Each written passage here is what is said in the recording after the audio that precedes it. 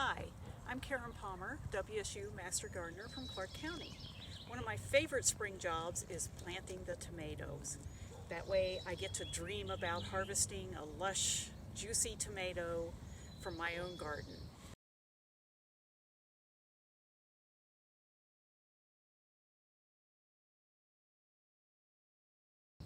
So today I'm going to show you a little bit about planting tomatoes. I have put down red plastic. This is optional. You could use black plastic or you could just use your regular garden soil. The red plastic will help the tomatoes ripen. They also warm the soil. It warms the soil and helps suppress the weeds a little bit. But that is an option. Now, one thing that tomatoes really like is a neutral soil. So our soils are acidic in the Pacific Northwest, so I'm going to add some lime to the planting hole. And you kind of need to add quite a bit of lime. Looks like a lot. And then I use a little bit of organic fertilizer. This is a low concentration variety specifically for tomatoes and vegetables. Just put a little handful of that in. And then the other thing I like to add is some chicken manure. This is composted chicken manure. It will help the soil structure as well as provide an immediate boost of growth for the plant. So I mix that into the bottom of the soil. Now my hole is ready and I'm going to plant this deep. All these hairs on the stem of the tomato will turn into roots when they're under soil. So it seems like you're losing half of your plant, but you're going to have a much more robust and healthy plant if you bury part of it underground. And in order to do that, I need to pinch off some of these lower stems.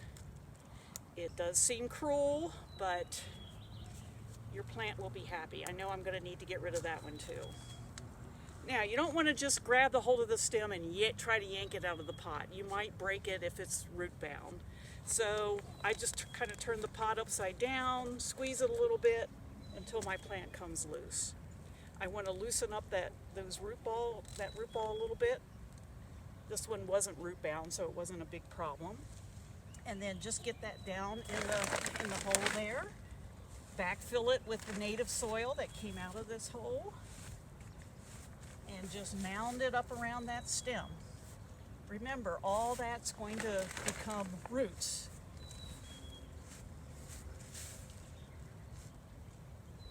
And that's about all there is to it. Now, I would want to water that in. I will water this in.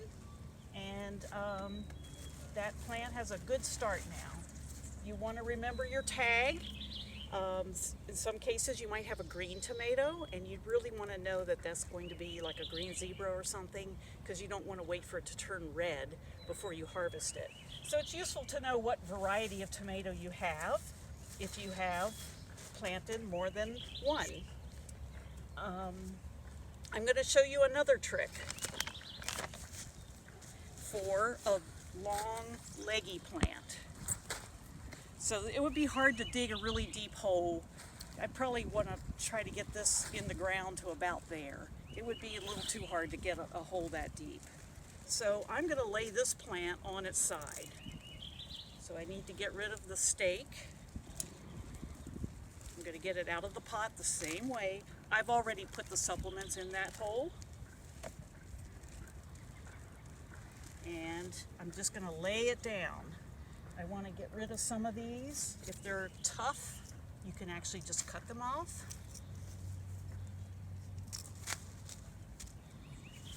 Lay that down. It seems kind of weird, but within a week, this plant's going to be standing upright, and no one but you will know that you planted it on its side. Once again, all these hairs on the stem are going to turn into roots and make a really robust plant. The only thing you have to worry about with this method is if you're weeding with a hoe, you got to remember that you have a stem pretty close to the surface, so you don't want to damage that. So what I like to do if I'm doing this a lot, I do them all going the same direction, so I know when I'm weeding or hoeing around it, that I have to be careful to the left or the right side of the plant. Once again, the tag. Now, one other thing, indeterminate tomatoes all need some kind of structure. These have already been planted here, and I've used baskets in this case. You can use a trellis, you can use a pole. People have all different ways that they provide support for their tomatoes, but you do need to provide some kind of support for an indeterminate tomato.